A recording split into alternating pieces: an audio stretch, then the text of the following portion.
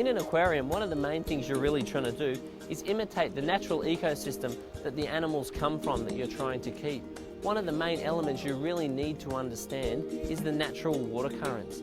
In an aquarium, your water currents or water flow is provided by your power heads, your water pumps, or even air stones.